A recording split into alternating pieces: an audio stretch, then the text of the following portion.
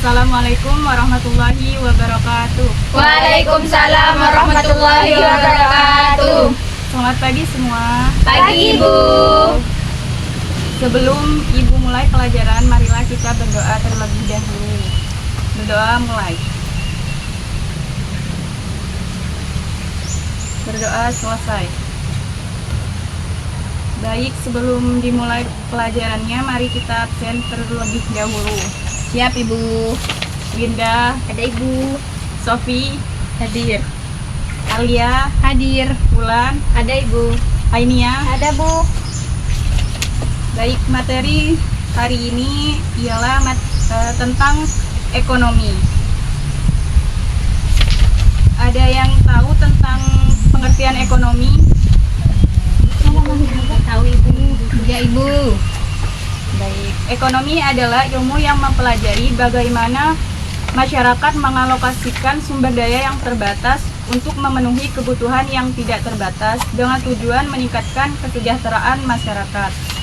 Atau bahasa yang lebih sederhananya ialah ilmu yang mempelajari bagaimana orang mengatur dan menggunakan sumber daya untuk memenuhi kebutuhan mereka. Apa saja yang dipelajari di dalam ekonomi?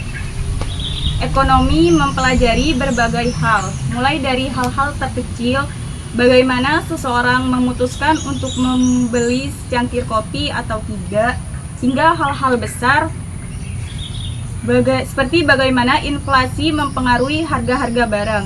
Ekonomi juga mempelajari bagaimana perusahaan membuat keputusan tentang apa yang diproduksi dan berapa banyak, serta bagaimana pemerintah membuat kebijakan ekonomi untuk mengatasi masalah pengangguran dan kemiskinan. Mengapa kita perlu belajar mengapa ekonomi itu penting? Karena dapat membantu kita memahami bagaimana dunia bekerja. Dengan memahami ekonomi, kita dapat membuat keputusan yang lebih baik tentang bagaimana kita menghabiskan uang, bagaimana kita berinvestasi, dan bagaimana kita memilih pekerjaan. Adapun beberapa tujuan utama dari kegiatan ekonomi. Yang pertama, memenuhi kebutuhan manusia. Kebutuhan ini meliputi kebutuhan primer, seperti sandang, pangan, dan papan. Dan kebutuhan sekunder, seperti pendidikan, kesehatan, dan hiburan. Dan kebutuhan tersier, atau barang-barang mewah. Yang kedua, meningkatkan kualitas hidup. Melalui peningkatan pendapatan, ketersediaan lapangan kerja, akses terhadap pendidikan dan kesehatan yang lebih baik, serta peningkatan standar hidup secara keseluruhan. Yang ketiga, mencapai pertumbuhan ekonomi.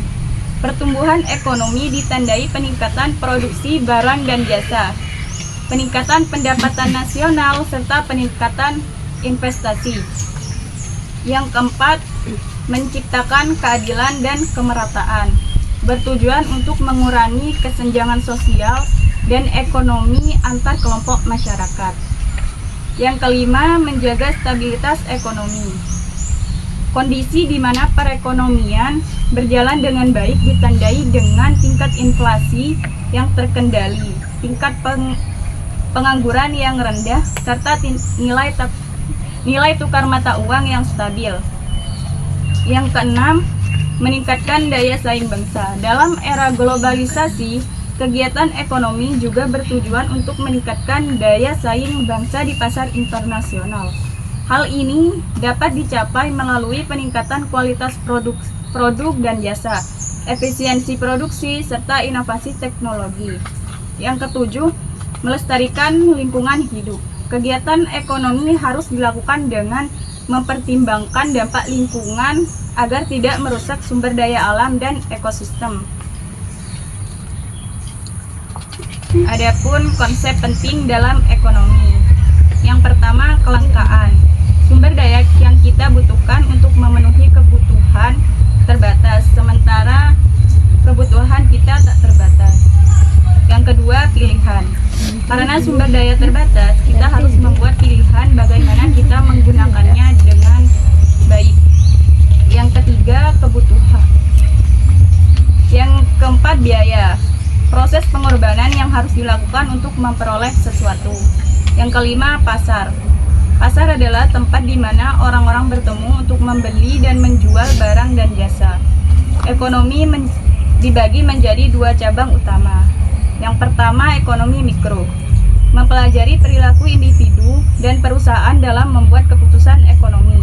Yang kedua, ekonomi makro. Mempelajari perekonomian secara pertumbuhan ekonomi. Selanjutnya, pengertian barang dan jasa. Barang adalah benda berwujud yang dapat memenuhi kebutuhan manusia. Contohnya makanan, kendaraan, dan lain-lain. Sedangkan jasa adalah tindakan atau layanan yang diberikan oleh seseorang untuk memenuhi kebutuhan orang lain. Jasa tidak memiliki wujud fisik, tetapi dapat dirasakan manfaatnya. Contohnya jasa guru, jasa dokter, dan jasa tukang cukur. Berikut adalah peran barang dan jasa dalam ekonomi. Peran barang dalam ekonomi. 1. Memenuhi kebutuhan. Barang yang memenuhi kebutuhan dasar manusia seperti makanan, pakaian, dan tempat tinggal. Yang kedua, meningkatkan kualitas hidup seperti barang elektronik, kendaraan, dan peralatan rumah sakit. Ketiga, menciptakan lapangan kerja. Industri barang menciptakan lapangan kerja bagi masyarakat baik sektor produksi, distribusi, maupun penjualan. Yang keempat, meningkatkan pendapatan negara. Ekspor barang dapat meningkatkan pendapatan negara dan memperkuat ekonomi. Peran jasa ekonomi. Yang pertama, memenuhi kebutuhan tertentu, seperti jasa kesehatan, jasa pendidikan, dan jasa keuangan. Yang kedua, meningkatkan produktivitas, seperti jasa pelatihan, jasa konsultasi, dan jasa pengembangan. Yang ketiga, menciptakan lapangan kerja bagi masyarakat, baik di sektor jasa keuangan, jasa kesehatan, dan jasa pendidikan. Yang keempat, meningkatkan kualitas hidup, seperti jasa perjalanan, jasa hiburan, dan jasa rekreasi.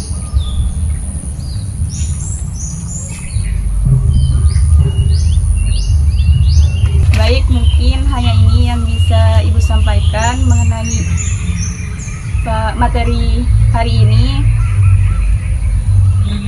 Kurang lebihnya mohon maaf. Wassalamualaikum warahmatullahi wabarakatuh. Waalaikumsalam warahmatullahi wabarakatuh. Di sini saya akan memberikan kesimpulan tentang materi yang sudah saya jelaskan di awal tentang pengertian ekonomi. Ekonomi adalah ilmu yang mempelajari bagaimana masyarakat mengalokasikan sumber daya yang terbatas untuk memenuhi kebutuhan yang tidak terbatas dengan tujuan untuk mensejahterakan masyarakat. Definisi ekonomi. Ekonomi adalah ilmu yang mempelajari perilaku manusia dalam membuat pilihan tentang bagaimana menggunakan sumber daya yang terbatas untuk mencapai tujuan yang diinginkan. Adapun tujuan ekonomi adalah untuk meningkatkan kesejahteraan masyarakat dengan cara mengalokasikan sumber daya yang terbatas untuk memenuhi kebutuhan yang tidak terbatas. Konsep dasar ekonomi mikro. Yang pertama, permintaan dan penawaran.